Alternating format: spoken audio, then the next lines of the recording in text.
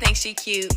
Right, she is not all that. She ain't going nowhere in life. But she's still black.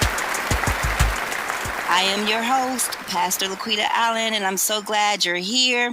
Together with myself, I have a special guest, Anderlyn, with me today, and we are going to explore stories of faith, resilience, and redemption, because no matter where you come from, God's grace can find you right where you are. So grab a seat, open your heart, and let's walk this journey together as God's ghetto girls.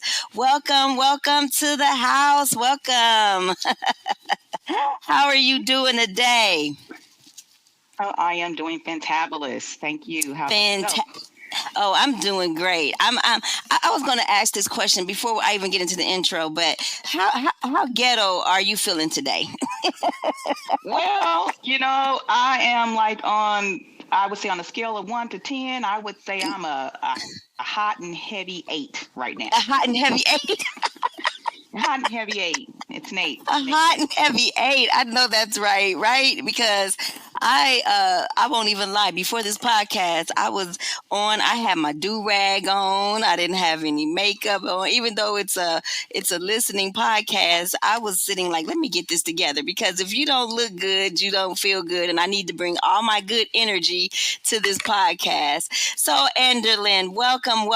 For those who don't know, or maybe I haven't even said it yet, but the title, the topic that we're going to talk about today is Ghetto-fessional, and it's professional and ghetto put together, right? Yeah. So before we get into that topic, tell us a little bit about yourself, Anderlyn. Tell us, where you're from, where you are, what you do. All right. Well, I'm originally from Chicago, Illinois, south side of Chicago. South side. In the house. Yes. Born in Chicago. I currently live in Indianapolis, and I always say that I was born in Chicago, Illinois, but I was raised in Indianapolis, Indiana, because a lot of who I am today came from the experiences and everything that I was exposed to in Indianapolis. So, it's a good diverse upbringing. I could say that, coming from Chicago, where on the south side, where it's predominantly all African American or Black people there in that area, to come into Indianapolis, where it's like a melting pot. It's a very diverse environment, so it's like a melting pot. It was not like being in Chicago, where you had one side of the city is all Black, one side is all predominantly white. So it was a little bit different in Indianapolis. So it was a culture shock, for myself and for my younger children. I moved here with my younger children. You know what amazed me when I lived in Chi is that people on their south side did not go to the west side. They didn't go to the north side. They didn't go to the east side. They stayed true to the south side. The majority, like where I was, that as big as Chicago is, I just couldn't understand, because I mean, even when I had like friendships or was in relationships, no, they act like it was like crossing the the Red Sea or something, because it was like, we don't mix with them. We won't get into that. But when you said Southside was so different, it was like Southside was where it was, the hood, the people, and that's where you stayed. If you wasn't from there, don't come there. And they knew when you weren't from there. Mm-hmm. Mm-hmm. Okay, well, go ahead, finish talking. I just wanted to, that was good. Yeah, I mean, it's the truth. And, you'll be surprised. Some people in Chicago that live on the south side had never even been to Navy Pier, so that's just something that's just like right downtown, not even that far away. That's right. So, you'd be surprised at how many people have never really been out of their neighborhood. But I did move back to Illinois for a short period of time. Right now, I'm employed as a planning supervisor. I work in the aviation industry, so I plan aircraft maintenance for a lot of different major airlines. And wait a minute. This little ghetto girl got to say that slow. Because let me tell you right now, sis. Yes. Sis. Yes. You were probably the first, not only just Black woman, but Black person talk about some aviation around me. Okay. And supervisor in aviation. Last time I heard that was in Hidden Figures. Well, it is. Okay, hidden figure. I do work in a predominantly male-dominated industry, and quite honestly speaking, it is a white male industry. So I am kind of like a unicorn out here in this industry, doing exactly what it is that I'm doing. But it's great to have the support of a lot of my team members and the respect of the people that I work with. So they don't look at me as being a black ghetto girl from the south side of Chicago. Come on. As their peer. So, I've gained that respect. I do still have a lot of my ghetto tendencies, and Angie jumps out every so often, but they don't pay for that part of the subscription, so they don't get to get that. Oh, come on. You just said they not see, I knew you were going to be dropping bombs, but I didn't know this early. They don't pay for that subscription to our alter egos. I was talking to my best friend who owns her own boutique and also is a project manager for Wright-Patterson Air Force Base. Yeah, I've been there. So she's a project manager, right? And so, but we talked about you have to temper who we can show up as and then who we are, right? Because like you said, didn't nobody subscribe for all of that, right? That side of us that you said yours was Angie. And it's so funny. Everybody has a name for it, because another girlfriend that I work with, she was saying hers is Donisha. And then my other girl, hers is her last name, Darnell. I mean, you know what I mean? It's like that person. Okay, I'm gonna let you talk. But that was, right. Oh yeah. We all have her. Yeah, it is the truth. So I enjoy what I do. I really enjoy it. Before I got started in aviation, the only thing I knew about an airplane was checking my bag and getting on it. I knew absolutely nothing whatsoever. So to be on the other side, to see how the maintenance works, how the airlines prepare for the maintenance, the things that they have to do to make sure that people are able to get to and fro on a regular basis. It's a 24-hour a day, 7-day a week. It's like working in a hospital. You're never really off work. When something needs to be done, you need to be there to do it, and you need to be prepared mentally, physically, and all around the board. You just need to be prepared. So I enjoy it. I really enjoy it. It's really good. It's fulfilling. Okay, before I go any further, because we both gonna get a whole whooping if I do not even say how we know each other, how we came to meet, and giving God all the honor, the head of our lives. Amen.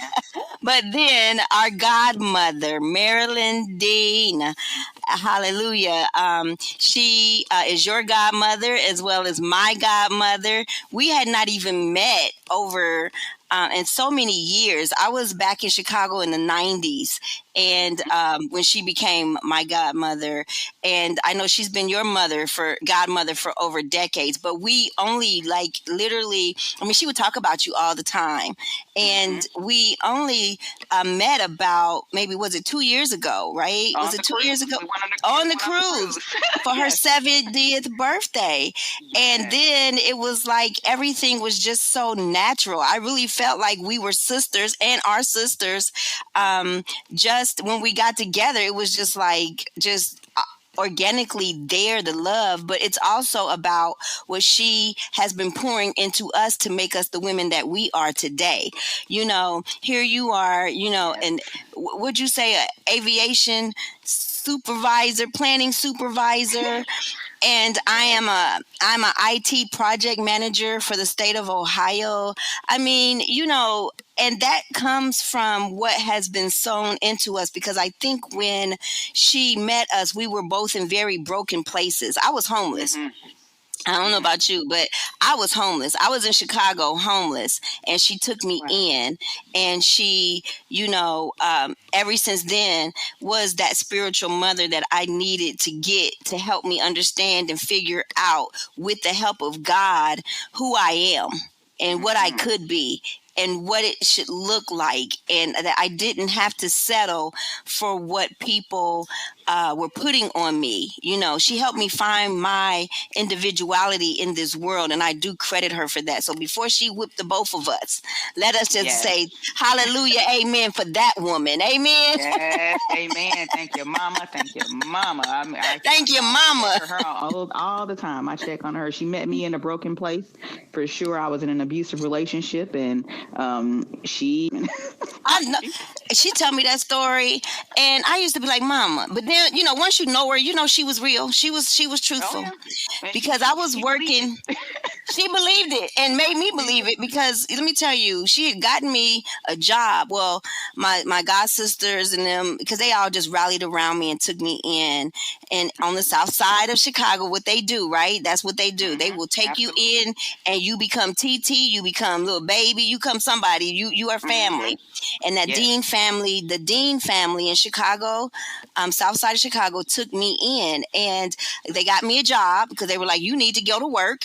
You're not gonna lay around here on Yes. the couch and eat up all the food and all the all the Kool Aids and All the all the sum peanut sums and the butter. wham whams. You better get up." And so I had gotten a job as a waitress at the Timeout. Rest in peace, Titus. Oh, God bless you. yeah, Timeout Lounge. I remember sneaking in there. Oh, I was working in there. And let me tell you, Mama came in there one day. When I say she swung that door open, and everybody, like the music came off the radio, off the jukebox. And everybody just, Going into one of like in the westerns, you open the door. and she came in there and she said, "This is my daughter. Don't we look alike? Look at everybody. Everybody look at us. Don't we look? This is my daughter. I bet nothing better not happen to her while she down here. She better make some money. Ain't nobody better touch her. Ain't nobody better do nothing. She's mine." And she walked out. And after that, I didn't have no more problems with the women that worked there or nothing.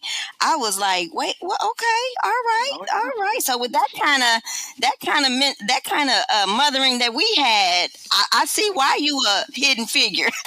oh yeah, for sure. She did not play that game at all. We had to always be a lady, Yes, always stand on your own, always be respectful, always be yes. courteous, so it was those things that the expectation was there. And I feared disappointing her more than I did my own mother and my father because But don't you think she would get at me. But don't you think that's important, right? Like Oh we yeah. have to have, I think right now, and I'm going to add myself into this box. I talked about it a little bit on the last podcast, but we just aren't speaking up like the elders used to Hmm. speak up back then. I mean, Hmm. I will speak up, but I do it so cautionary because it's just not, it's a different generation, and you might, there might be some serious repercussions just because you say something to somebody and it's not your business. But it, I don't know, it's just a different generation with that right now. And what do you think about that? Have you had Well, experiences? Well, it's like the respect for your elders is, first of all, you got to respect me first before I give you respect. See, that wasn't in oh our yeah, context. absolutely. No, no. It was always respect your elders, and that it was at all costs. Mm, Now I think that people are in the mindset of you get what you give, and it should be reciprocity. You should give what you want. That's the way that it should be. I do still respect my elders. Sometimes I do have to bite my tongue because I feel as though people should treat you in a certain manner. And then yes. other times I have to understand that it's a part of who some people are. So you can't expect them to change the way that they're accustomed to dealing with people or speaking with people just because it's you. If everyone else Mm, around them has allowed them to do and say and speak and be however they want it to be. And it's important to call people out on it. I'm the first person, if you're doing something, I'm the first person to kind of like, hey, you kind of went off real bad back there. I'll never embarrass anybody. I'll pull people to the right. side. I won't embarrass anyone, but I'll stand beside you. If you and I are together and you're doing something and you're just doing something totally out of line, and I don't agree with what it is that you're doing, because I'm going to be protective of you, I'm not going to allow anybody to know that we are not a united front. So I'm not going to call you out in front of Mm, anybody else. I'm going to wait till we're by ourselves. Like, hey, Quita, that was wrong, right? yeah. And you know what? I'm going to take a note from that because Like, I had that an was wrong. incident. That was wrong. Oh, let me tell you, I had an incident not too long ago, and I wish I had just tempered myself. And I think I did, but I didn't do as well as I had wished I could have in the moment because it was, the dynamics of it being family, right? There's that familiarity and all of this stuff going on that takes you back real quick. And it's like, but with anybody else, let me tell you, oh yeah, I'm going to say it this way, I'm going to say it that way. But anyway, let's get into the topic, today's topic, ghetto-fessional. Ghetto-fessional. Go ahead and you actually you deemed that terminology, and I was like, oh, that's good. That's good. What's a ghetto-fessional? Well, I consider myself to be a ghetto-fessional because I am who I am every single day. I don't change the way that I speak. I do speak grammatically correct. I speak standard English. So I don't change the way that I speak. I don't change my body language or my demeanor to fit into the environment. I work in an environment where people accept me for who I am. They know my background, they know where I come from. I have relationships. Even though I've been with the company I'm with now for 5 years, I've known people that I work with for over 10 years. So I've been in aviation for over 10 years. And I run into the same people over and over again. So some people know me. They know that I'm going to say it like I mean it. I'm not going to sugarcoat anything. I'm going to speak up. And I'm gonna I snap my fingers, I pop my neck, I roll my eyes, I do all this stuff. So that's so funny because that's a common, like that's one of the like ghetto girl common like thing, the snapping of the neck, right? Just one of those identifiers. And I'm sorry, I don't care. Somebody's probably gonna get offended and leave some comments about that. They'll say, well, I talk with my neck and I'm not ghetto, but guess what? The person you're talking to is starting to think you're real ghetto doing all of that, right? Oh yeah. It's a reaction. It's like somebody that taps. They tap or they pat their hands or something when they're speaking. Right. It's just the neck is like, I'm really passionate about something and I'm talking, I'm going, I start and it's not, I don't really consider it to be ghetto. I don't consider that to be ghetto, but some people do perceive it as being ghetto. And as you said on one of your other podcasts, ghetto is a place. It's not a person. It's a place, and it encompasses many different people. So it's not something that can be. It's not a description of a person. So I don't really. Right. I don't subscribe to that. People. So would you say it's a description of a behavior? Yeah, to a certain extent, but I don't, when I think of, and I'm going to be very biased, when I think of ghetto, I think of someone that's loud, obnoxious, doesn't know how to behave in a certain environment. Like they don't know how to use their inside voice when they should be using their inside voice. They are just loud and obnoxious. And but some people would just say that's just who I am. But that's what they say. Like they would say, and you think about it, if that's all they know and that's the only way that they don't have they don't have some type of measurement, or not measurement, that's not the right word. If they don't have anything to compare that to, or to know, or someone like ourselves, a reference point, if they don't have somebody like us to bring it out in a very soft way, like you said, there's a way to say it, right? But if nobody ever says it, they will then not understand why didn't I get that job in the interview? I was just being myself, and being themselves could be just very literal. You ask me a question, I'm going to give you the very literal, what I understand it to be, the answer.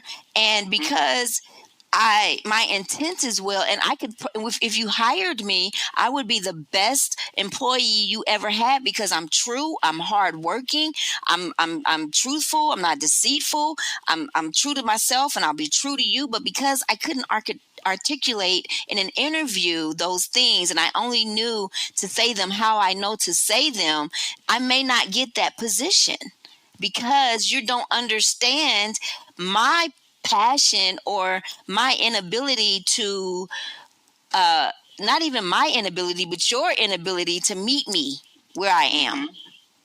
Yeah, I mean, And I I agree with that. If I'm going to tell you about my first interview in aviation. I mm, won't say the gentleman's name who interviewed me, but this was in a maintenance facility, and I had been in corporate America, pencil skirts and pumps, so that was what I was accustomed to. So now I'm in it's a mm-hmm, maintenance, it's like a maintenance facility. It's a full-fledged warehouse. Everybody's walking around in their uniforms, and the floors are concrete. There's no carpet. There's not a nice little fuzzy, comfortable chair for me to sit in. I don't have like a nice little cubicle or anything like that where I can put my pictures up. Everything is industrial. So mm. I went into the interview all prissy, dressed up like I would be if I would be going to work, in my former life. And I was speaking with the gentleman who was interviewing me, and he asked me a question. He said, "So, you see that it's a lot of men working around here. People are it's like hot and heavy sometimes, and people are not going to be in the best mood, and they're going to probably have an attitude. And the last person we had working in here, they couldn't stand it. They didn't like the people, and people didn't come in and talk to them, and they just had so many different issues that they were not able to perform because they were always concerned that somebody's upset. This person's mad. This person came in and slammed the door, and this person's having a bad day, and they're taking it out on everybody." And he said, "So how do you respond and react to things like that?" And I said, "Well,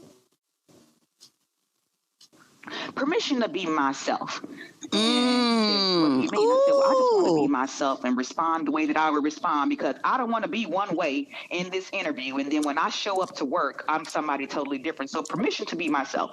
And he said, "Sure." And I said, "And Oh. I'm going to curse. Is that okay?" He was like, "Go Yeah. for it." And so he said, I said, "I don't give a you know what. I'm not going to say the word, but I said the F bomb. I don't give a you know what about how people, what their day is like. If they come into this office and I'm the first person that sees them, I'm going to greet them.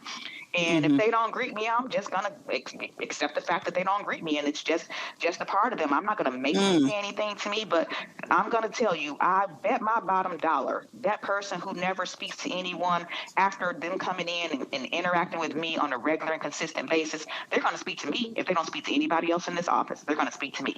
And then he said, "Okay, I like that answer." He said, "So you got kind of like thick skin." And I said, "Well, I'm here to do a Mm. job. I'm not here to make friends. If I make friends, fine. If I don't, fine. I'm here to do a job, and that's what I'm coming here for. I like to make me friends with the people I work with, but that's not a necessity for me." So Right. I Wow. left the interview. He said before my second foot was out of his office door, he called HR and said, "I want her. I want her. Can you take?" Oh, look. Yep, he said she can handle it. She's going to be able to stand her ground. She's going to be able to hold on her own. I'm not going to have to go in the bathroom and get her out of there because she's in there crying because somebody hurt her feelings. She's going to be able to take it. So, and Right. I took Oh, the job. So, wow. me being who I am, having to be on the south side of Chicago where it was gang infested, and I wasn't going to be in a gang. My family was a gang in itself. I had a lot of cousins. My Mm. grandparents had 13 children, Ooh. so it was a You said a lot. gang in itself, honey. I already know. Yes. Yes, so I didn't, Yes, I tell everybody the Kelly gang. No, you don't want to meet them. Go ahead. no, yeah, exactly. You don't want those types of problems. So You don't I want them problems. Yeah, so I was used to having to stand up for myself. I was used to being around people who were the biggest and the baddest, and thought Mm, everybody was supposed to bow down to them. So I was accustomed to being in that that environment. part. I fit right in. It didn't bother. It kind of bothered me that I couldn't come in there and be cute every day, because I was getting dirty when I was trying to be cute, because I'm working around aircraft parts and everything. My hands would be dirty and all types of stuff. So it I just I evolved. So that's Environment. you hit on a very a good subject there. A good point is that you know we can often in corporate America or in other places, it doesn't even have to be corporate America, right? And I love, well, first of all, let me say this. I love that permission to be myself, right? Because I have so much just done it and not asked for permission. You're just going to deal with it. But and in my own way, it did work out because I think I was able to climb the corporate ladder because of my authenticity, not to the point where it was hurtful to anyone else. It was just my opinion, but the way that I had to really express it, because if it wasn't going to be real to me, I couldn't make it real to others, right? So trying to sit there and figure out how to say something was not my I wasn't going to waste too much time doing that. I was just going to put it out there, and then I would deal with it after the fact. But I like your approach to that about permission to be myself, especially when you're um, in a position where you're trying to get your foot in the door. Now, once your foot is in the door, that's a little bit of a different subject. But if you're trying to get into the door, it is best to be yourself. But then there's nothing wrong with, the person that's interviewing you knowing that Angie is inside of you. And so Angie is coming up like, okay, excuse me, Anderlyn, can you stand to the side because I got something to say? Permission for me to be able to speak up. Exactly. Yes. Because at sometimes Angie is gonna be like, okay, I'm sitting back here and she tapping her foot like I got something to say, and you know what, it just needs to be said like this. And so we can get labeled as more of the aggressor in the workplace, or as a mad black woman, because we do speak our mind, we do snap our neck, and a lot of the office politics that have existed way before we even entered onto the scene are still very prevalent, right? They haven't gone anywhere. We've just learned how to work around them. But what do you think about that angry black woman syndrome? Because we talked about stigmas and myths, and sometimes if an Angie or a Kwee has to show up in a meeting, people will shut down because they're like, well, she's getting angry. But if it were any other race, if it was a Latina, she's just spicy. She's just spicy about her work.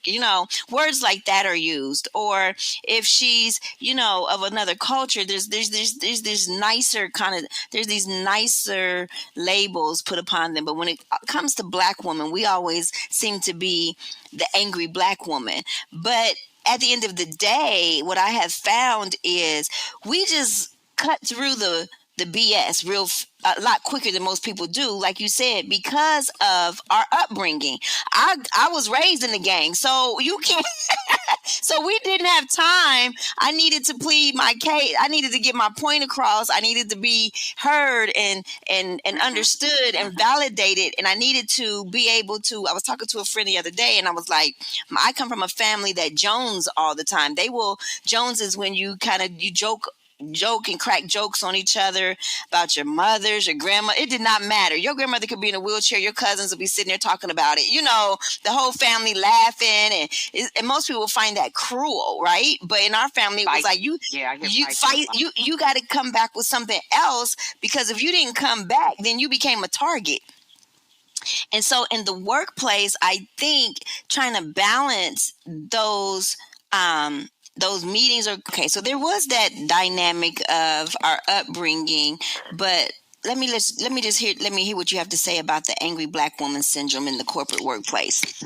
Yeah, I mean, I've been said that I was angry on several occasions, only because I'm trying to get my point across. I'm not raising my voice. I do speak real fast already, and when I am really anxious, I like to call it passion. I speak a whole lot faster. When I'm angry, and I've told people this several times, when I'm angry, I speak lower and slower, because I know once I get to going real fast and I start getting loud, the louder my voice goes, it's like my hands start going up with them. And now it's time, I'm ready to go at it. Now it's wartime. Now I want to fight. So I said, if I start yelling, then I'm angry. But as long as I'm, if I, start, I'll do once I'm talking low and slow, that's fine. You're safe. I'm talking low, I'm talking slow. But when that voice starts going up, it's over. Just let me go ahead and go on about my little rant. But I've had that before, and I said, well, just help me to understand a little bit better of what I said or what I did that caused you to feel as though I was angry. I just want to know, let's address that. Nobody has ever been able to tell me anything significant that I've done to make them feel afraid, or that I was Right. angry, or that I was going to lose my temper. It's a thing. It's a thing. Like, I can say the exact same thing that someone else who's not a Black woman says, but it's going to come across as I'm angry.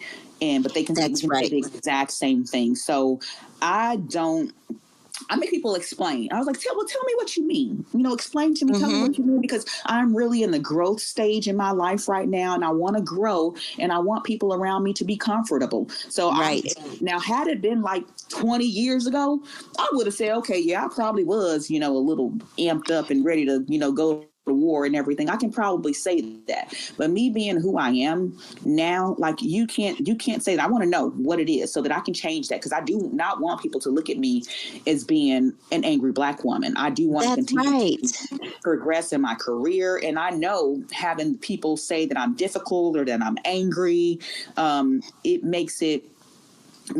hinders me from, it hinders my growth. People don't want to deal with anybody that's angry or that's hostile or anything like that. So I ask people to, well, tell me. And a lot of times, if I have an issue with anyone at work, and I've addressed, because I'm going to speak up. I'm not going to sit over there and sit on my hands and have people do or say things. I'm going to say something. So I have come to be known, in a certain extent, accolade that the director in my company gave me, the acknowledgement, the recognition that they gave me. I shared that with you to show you, yeah, I'm ghetto. So I shared that with you, because that's the same person that everybody else is saying is that they lack self-control, and once I get upset, all bets are off, that I'm not going to be able to focus anymore, and I'm going to do exactly what I want to do. I've had people say that before, but that has not stunted my growth within the corporation. The people who matter, and the people who I report to, and the people who look for me to do certain things, they appreciate the fact that I'm going to get it done. Right. Done. So they don't look at it as being like, hey, well, sometimes you gotta put your foot down if you're trying to get something done. You can't just be lackadaisical and let stuff go on and go on and go on. If I have a deadline, I'm pushing everybody else behind me. Like, hey, where are you? What's going on? Like, I need this by this day at this time, and I need to know by this day at this time if you're not going to be able to meet that deadline. I'm that person. So it makes it seem like I'm a little bit difficult, but no, I'm not going to allow you to fail, which is going to push me behind or allow me to fail. I'm not. Exactly. So, have you ever experienced where you felt in an office, even if it's not where you currently are, but just because of your outspokenness or, fearless approach to business acumen and so forth? Because that's what I feel like. I am fearless when it comes to, I said, because I tell people this all the time, you can't scare me with poverty. You can't scare me with not having anything. I've been there several times. So, and I've always come back stronger, and I'm going to continue to do that, especially this late in the game. Right. So, but the thing is, it's like, even with that, you become the everybody wants you to be the speaker for the group.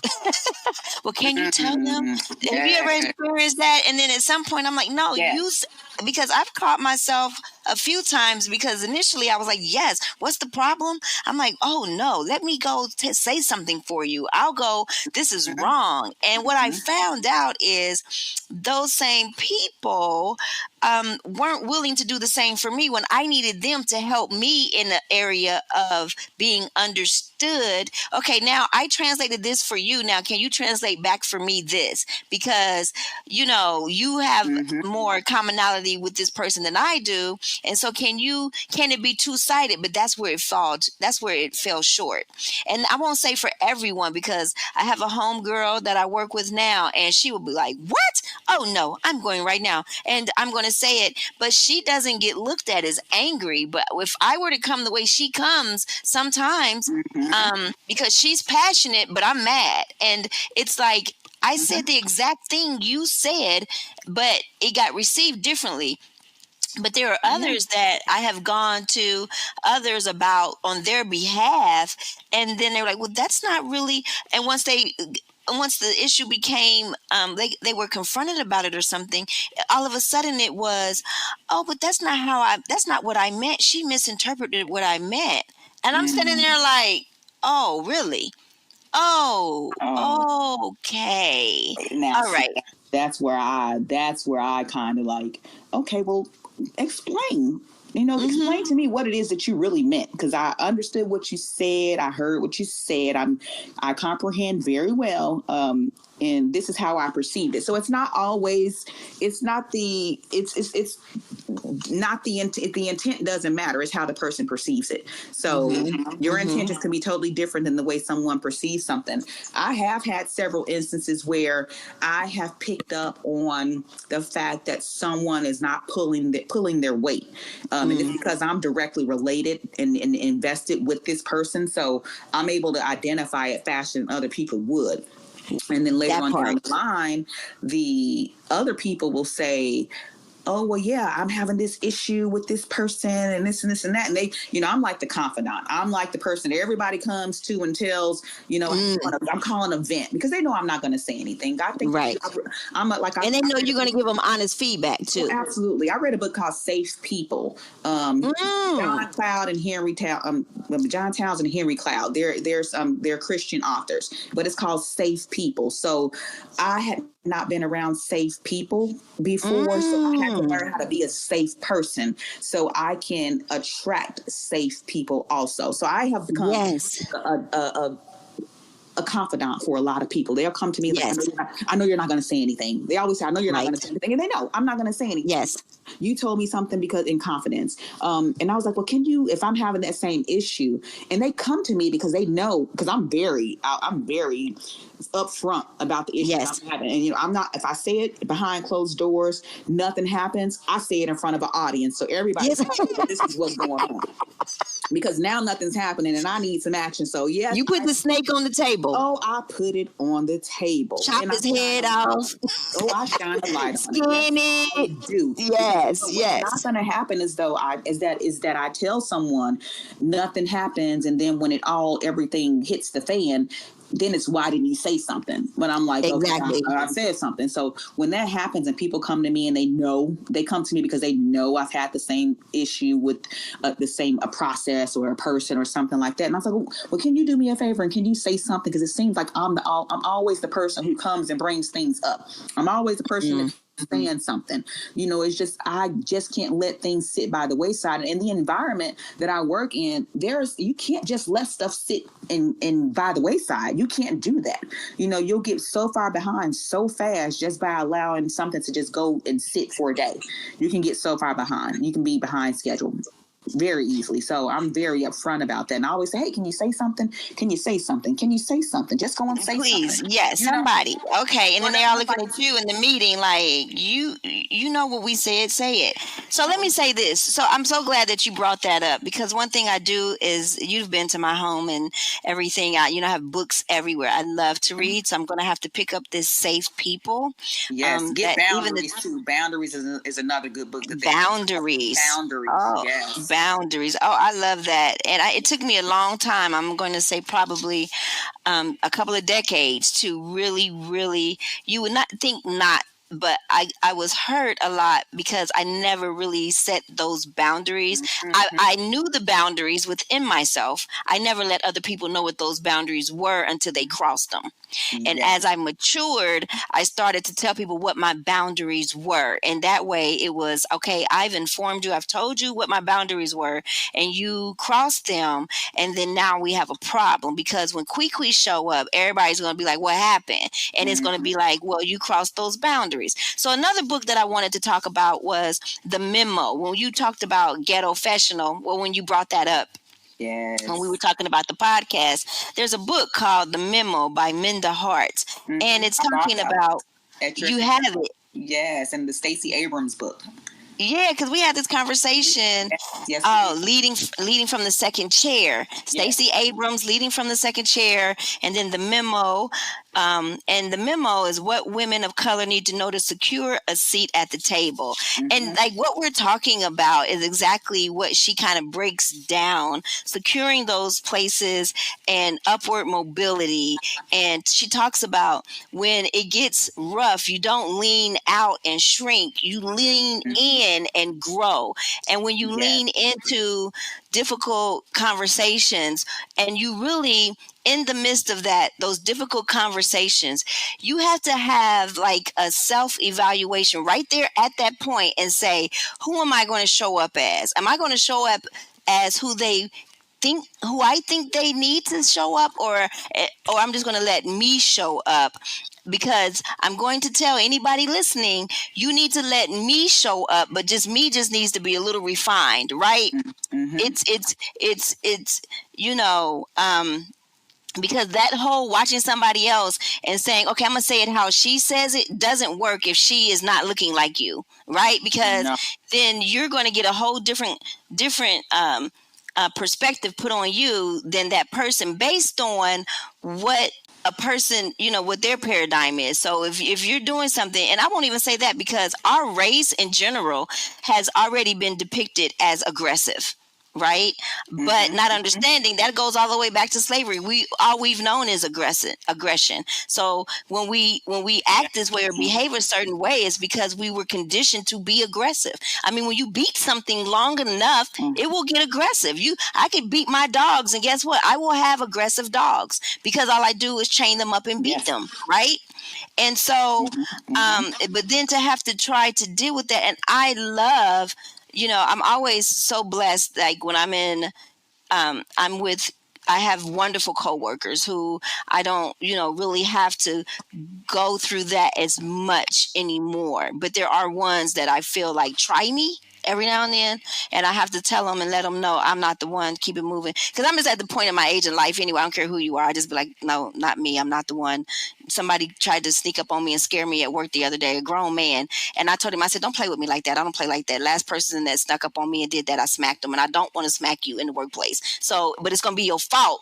But I'm setting my boundaries out because I don't like people sneaking up on me. I've got a past on what happened with me with that. And when it happened, I was traumatized. And so now you walking around the workplace booing, popping up, talking about boo. No, boo. We don't play like that, right? But if I was to walk around and start playing like that, it's like, what is she doing? You know what I mean? Like, why are you playing at work? Like, no. So, but the book, she talks about not being bitter, but making it better. Like, you can't get mad at you can't get upset. This is where you have to sit down with yourself and figure out, where do I want to be? Because you have to keep in focus you. It's not so much about everybody else, because we can never control other people. We can only control our reaction to them. But as far as trying to fix somebody or make them different, no, that is not going to happen. The work is only within ourselves. Would you agree? Absolutely. I can't sit here and say I can't. And I think a lot of people are still hung up on wanting to point the finger. They're still hung up on blaming others and people for things. Yes, there are definitely situations where, because of the history of America, that it won't be as easy or accessible, but there is a way. And the one thing that I can say from the ghetto is it always taught me to figure out that other way. Find that ram in the bush. He's out there. Oh, yeah. When somebody says no, there is a yes for you somewhere. There is. You just have to be steadfast and keep your eye on the prize, Eye on the prize. And the prize is that I'm changing. Like, I talked about this before, is, my mom was a teenage mom, and by all accounts, I should have been a teenage mom on welfare as well. But guess what? I was privy to some mentors and other women like mama, godmother, and everybody else, that even my own mom, who, stressed that I do my homework and stuff like that to make sure that I didn't follow in those steps. And the Lord forbid, when it came to dating, she was like, no, don't do it. You know what I mean? And I snuck and did it anyway, because you know how we are. But it was like those very things that she was trying, that happened to her, she didn't want to happen to me. You have to at some point sit with yourself and make the decision for yourself. Absolutely. Absolutely. Make the decision and stand on it. And stand on it. And stand on that decision. So let me ask you this, just to lighten the mood a little bit. Do you have a survivor song in the workplace?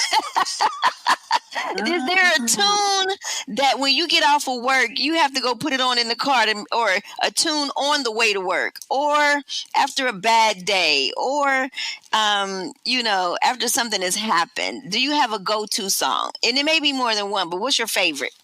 Well, it depends on when I'm really upset. I listen to gangster rap music when I'm upset. I don't ask me why. I don't know. Sis, I do too. Okay. I'm going to admit it. And for all you out there like, oh my gosh, she's a pastor, I can't believe. Okay, let me tell y'all right now, I will go to the clean version. But I still know the bad word version, which is like, it don't make any sense. But my friends and everybody that really is close to me will know. And you know this too. I will throw on some Tupac. I will throw on some NWA. Mm-hmm.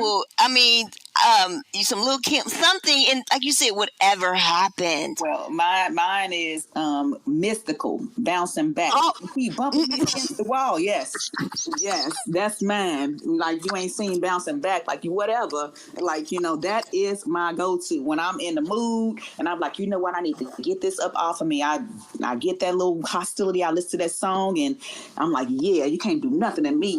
Yes, you ain't right. Oh my goodness! Yes, I'm betting. Yeah. I can just hear that. Yes, you pressing me against the wall. Because you ain't seen that. Yes. Oh my goodness! I know. That is my song, and that's a long old one. I still go to. It's the old ones are the best ones. I'm sorry, I don't understand mumble rap. I can't really, and I'm too far gone to be trying to figure it out. I don't want to listen to music that I'm trying to figure it out. What did he say? Don't go read the words. Please don't go read the words of these songs that you think you're singing nowadays. Because I don't want to read some of these words. I was like, I am never saying that again. I'm never listening to that song again, because I cannot believe I was up there bobbing my head and bouncing around because I like the. Oh my goodness. And then the lyrics get me, but then I don't understand what they're saying, so I don't know what they're talking about until I go look up the words, and I'm like, oh no, I don't like that. So let's talk about that, because we have our babies and they're listening to this music and they understand it, but then is it meeting them at a place where they are? Because that's what's scary to me. If I do read the lyrics, or I do sometimes, go through a TikTok or whatever, and they're just playing a short reel of it or whatever, and they have the words going with it, I'm like, what is that? And the babies are repeating it. That play when the babies are around. We'll do Jules. No. And they have like the regular, that they have the hip hop music, the current music beats with positive words in it. It's called Jules TV. So I listen, let my grandbabies listen to that. But my granddaughter's potty training. She's 2 years old. So whenever she goes to the potty, I do the Megan Stallion, the body yada yada. I say potty. So every time she goes to the potty, we sing the potty song, and she right. Yeah. So. Oh my goodness, this has been wonderful. And it is something to put yourself out there. But what we want from this, right, is for some young woman who feels misunderstood, or who feels like where they are, that they have to stay stagnant, and let me just break it down. They have to stay where they are. You do not have to stay there. You have really got to either figure it out. And the one thing that I really want to encourage anyone to do is don't follow anybody else's way of doing something. Do it your own way. do the things that, those things that inside of you, whether they're frustrating you, they're building you, they're making you, turn those things into your purpose. Because if your passion is there, then nothing can stop you, right? Passion, I think of passion like a fire. Passion is a fire that's burning, and once it's burning, if you're not with it, or someone's not with it, they're just going to get burnt up in that fire, because my passion has to go forward, right? Absolutely. And we And talk about leaning. Don't give up. Don't give. I don't know how to give. I don't like to lose, so I feel like as long as I don't give up, I haven't lost, because I'm still in it. So I will keep going. And That's keep going, right. and until it starts hurting. When it hurts, I may say, okay, well, which one is the pain? Is the pain too unbearable that I can't continue on? So let me put this down for a little bit, and then I'll come back and pick it up later. But I don't give up. I can't even play Monopoly with people, because we're not gonna stop until I win. Right? People get tired of it, and they're like, I want to quit, and they got all these houses. I'm like, no, it's not over, because the comeback is coming. I will outlast you. Yes. No, we're gonna put that game. I'm gonna take a picture of the board and I'll count all the money and write everything down. We're picking that. This game is never over. It's not over. It ain't over until I say it's over. It's not over till I say it's over. I have fought too hard. I done figured out a strategy. I know how I'm coming back, because if I sit around and I watch you long enough, I'm an observer. And if I figure out what your mannerisms and how you move, and see, this is what I feel like the hood taught me, right? I figure one thing, I can recognize game. So anybody, I don't care if it's in the boardroom or if it's on the street. Yes. If you coming with some game, I am such I can observe body language so well. I don't know. It may be a gift from God. I thank you for it. All gifts are from God. So I will say it is a gift from God. But I can just tell people in their mannerisms and how they look, or he allows me to catch this.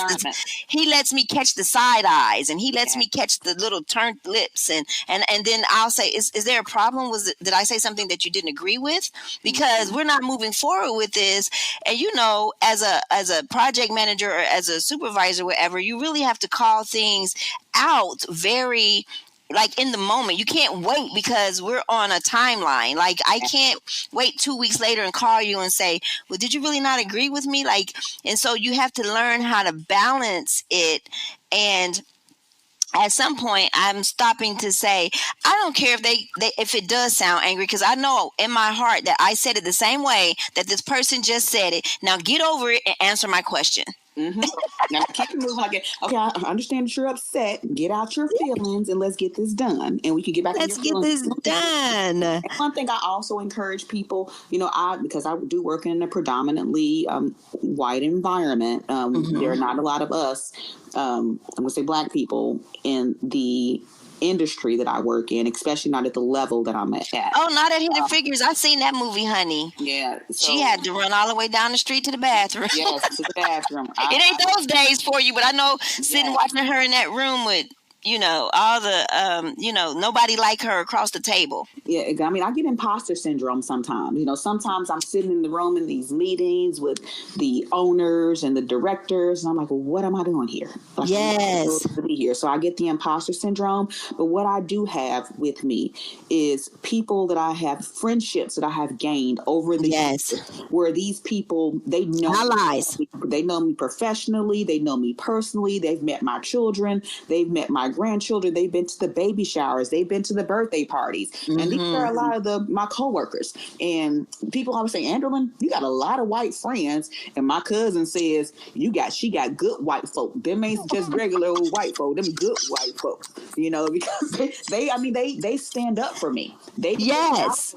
I've had people before to say, well, she did this or she said that. And, I have people that know me and they say, well, what did you say? That's not like her. You have to say something, because she's just not. Well, what did you say? You have to say something. What did you say? Tell me what you said. And then, because I know her and she's just not going to come at you for no reason whatsoever. You had to say something or do something. Maybe you don't know what you said or did, but I'm sure that her response was warranted. And you can't just say that she went off, so. That's right. Right. Because. And that's for me. Yeah. So Oh, that's that's too. you know that because I tell people I have just as many white friends as I have black friends. I have as many. I've being in the military really exposed me to being around different races, but I was more curious about them because I loved just I love learning about other cultures. I love learning about other just food they eat and why they say or do certain things. It's so intriguing to me. People are intriguing to me. But what I will Yeah. often get is, she's always with those white girls. And I'm thinking to myself, you know what?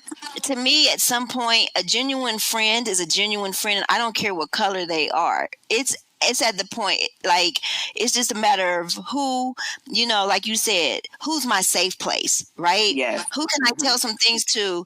And then also, I have some very wealthy friends, right? And I'm trying to figure out, like, let's figure, and they'll share with you, They will tell some things, tell you how to invest some stock and how to get into trade and equities and it's just like I can have those discussions with certain people, but what I can do is take that information back and say, you know what, let's talk about, okay, you guys, let's put the house in a trust, because if we put it in a trust, if something happens to us, you guys don't have to pay taxes. And they're looking like, well, mama, how do you know all of this? Or or TT or whomever, how do you know all of this? Because I have conversation with those people, with friends, with people that don't look like me, but already this was ingrained and taught to them when they were 3 and 4 years old, and we still don't know it.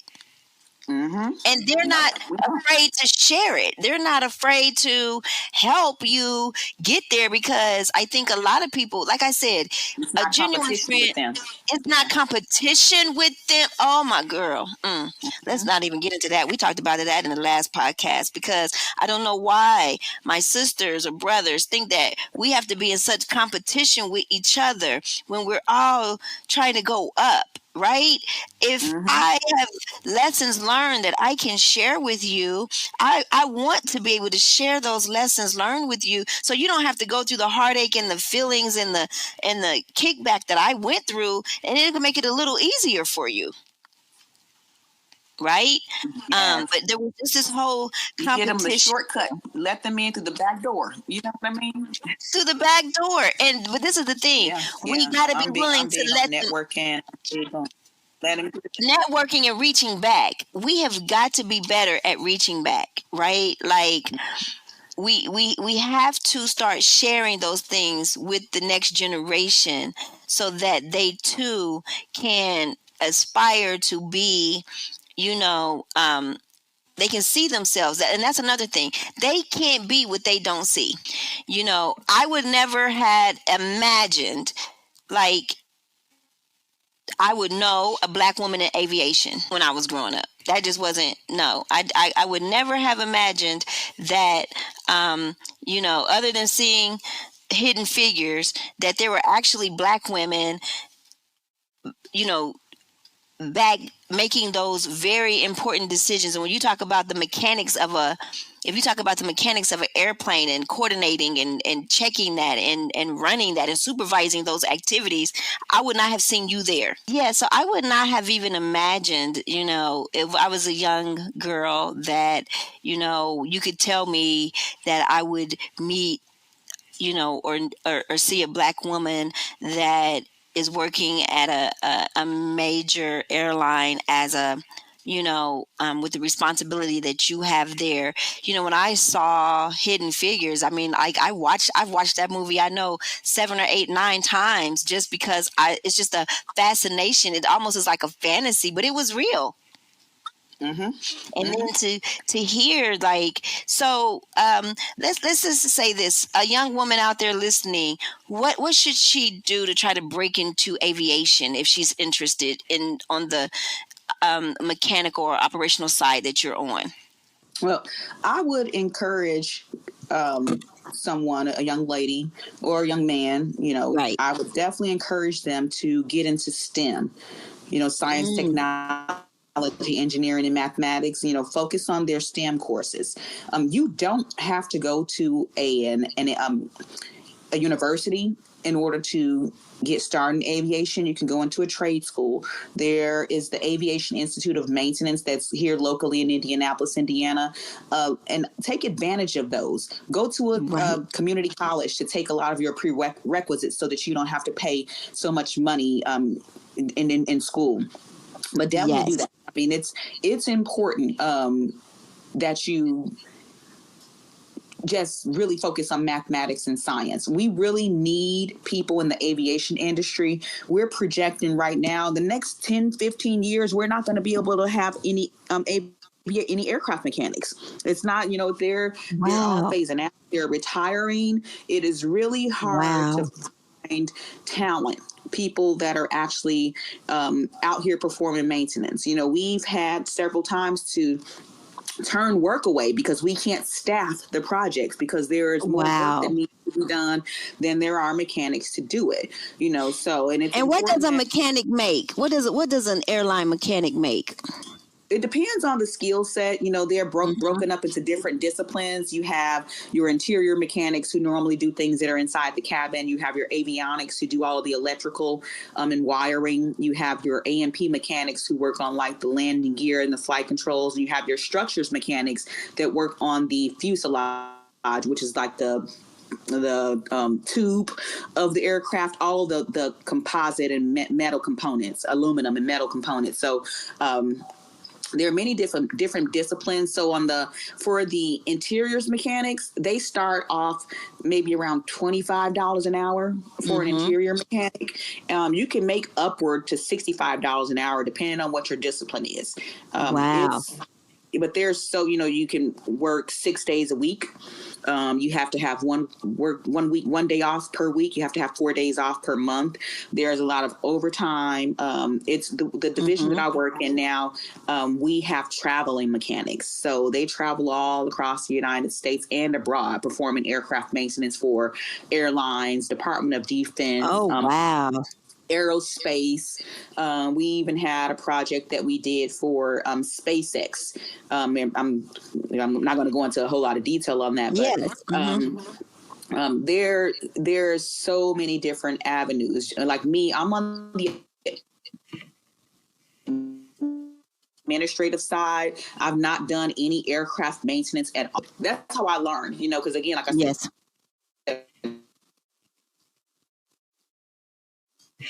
my first job, but when I started working in a maintenance facility, I would read the task cards and what they were doing, what the discrepancy was, what that is the issue, and what they did to fix it, which is the corrective action. And then I would say, hey, you do this type of repair all the time. Next time you get ready to do that, can you come and get me? I want to see what you're doing. So they would come and get me and tag me. Hey, get your safety glasses. Make sure you bring some closed-toe shoes and make sure you have on pants and all this and that. And they would come and get me and let me watch. I would go through, I knew the maintenance manuals because I would have to read through the maintenance manuals to make sure that what they said they did is what the maintenance manuals said that they were supposed to be doing. So, kind of doing like quality assurance. And that taught me a whole lot because I can tell you on paper everything that needed to be done or how they fixed a particular problem, but I couldn't tell you how the steps that they took on the actual aircraft to do it. But now I can do both because I spent a lot of time just going out there. I learned how to heat treat different alloys like titanium, aluminum, stainless steel. I learned how to do heat treating. I learned the welding process, how they weld pieces together to put them together on repairs, because I was always out there like, hey, come and get me when you're doing this. Come and get me when you're doing that. And that's how I learned. I was intrigued. I was intrigued with the fact that they did a non-destructive testing on, they call them fasteners, we call them screws, on the screws that hold the toilet paper in the lavatory, in the restroom and on the aircraft.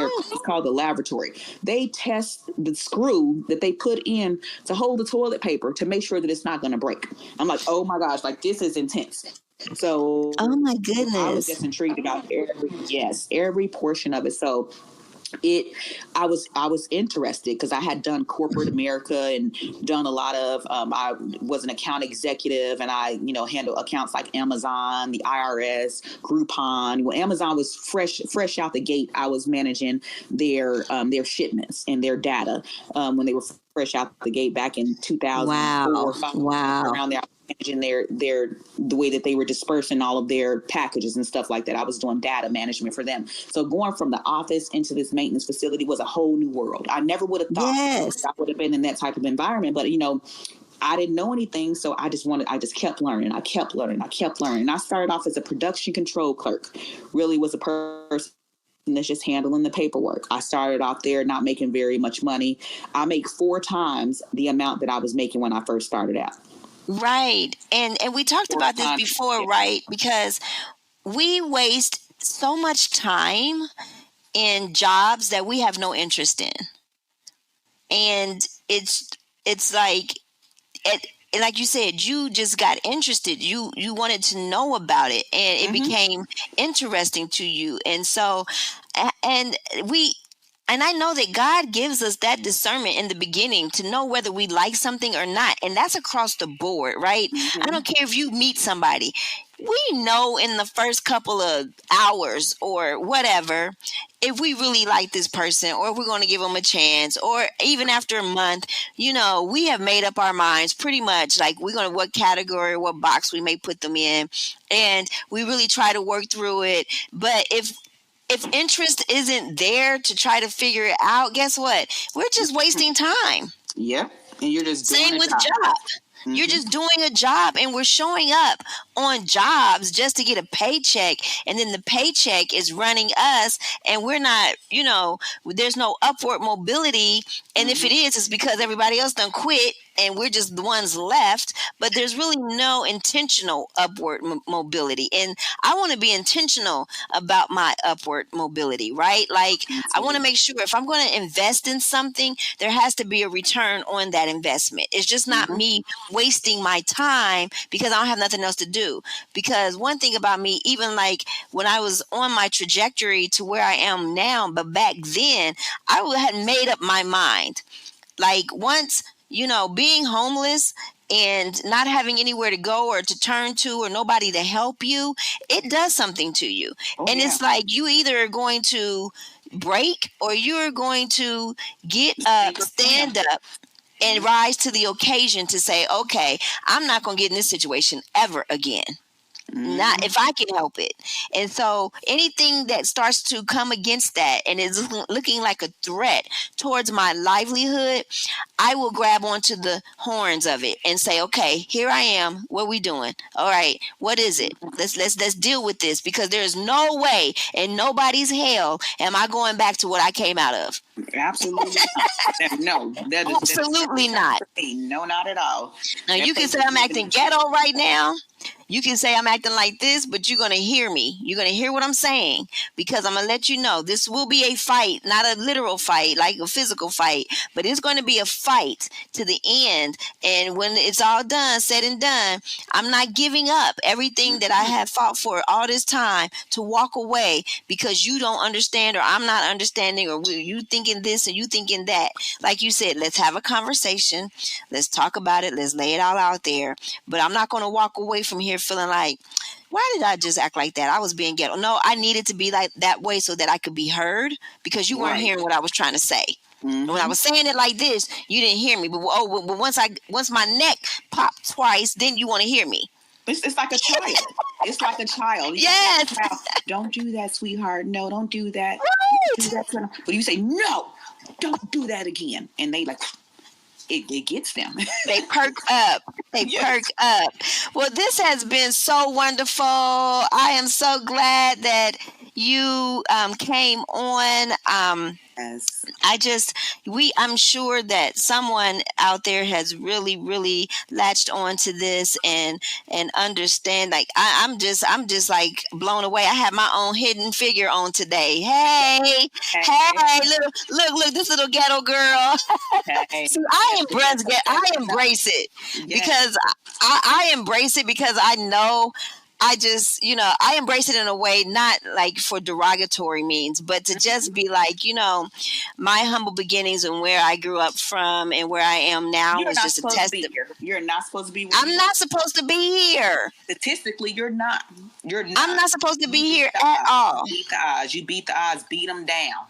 Beat them down with God, right? Because I Absolutely. latched in and I just, having, faith be there with me through my whole life and being taught how when I don't have anything, God is going to send that ram in the bush like he did Mother Marilyn, or he did my other, my best friend's mom, Corella McCullum, and Helen Jones Kelly. Those people in my life who came and rescued me from myself. Because you can be on a path of destruction and not even know it. Absolutely, because all And you those see is that your are path. and those that are sitting back and just watching people in the path of destruction, afraid that somebody's not going to be our friend if we say something, afraid that, because what I've learned is they will, if saying in a kindly way, they will respect and never forget the one person who told them that they were headed for self-destruction, right? And there's another song, MC Light, headed for self-destruction. Come on now. And I look at even the celebrities and I'm thinking to myself, those with that ghetto mentality that are perpetuating it in a way that is so demeaning to women and all of that. Like, y'all are headed for self-destruction. That is a temporary fix, because at the end of the day, the very thing that you are trying to get is not going to sustain you because of the way that you that can't be your foundation. You know what I mean? Being called out your names, being, walking in a grocery store naked and thinking that's getting you some type of respect because you're from the ghetto and that's just the way that you're going to act and that's the way that you're going to dress. That is unacceptable as a woman.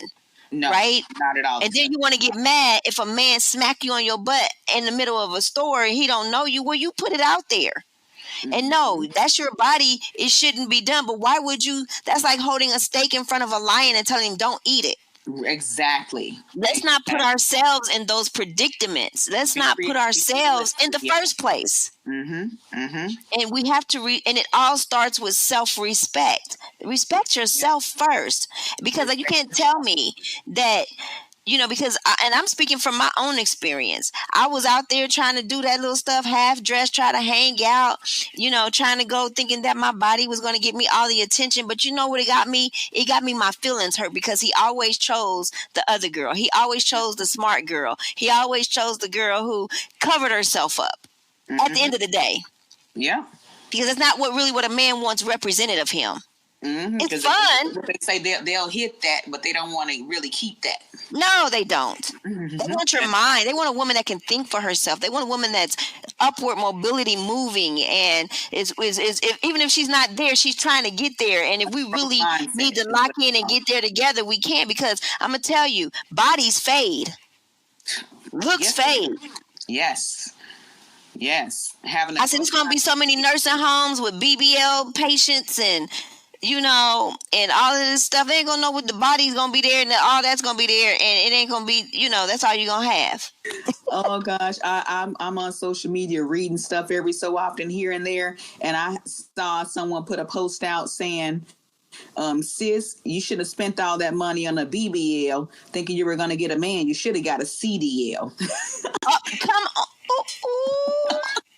Now I got a girlfriend that's gonna love that because she's a trucker. Oh my goodness, that's right. Yes. And we have to really instill in them. I'm gonna end it with that. You brought so much wisdom and knowledge to this. I'm so grateful for you. We are definitely going to have you back if you will come. Thank you for being transparent.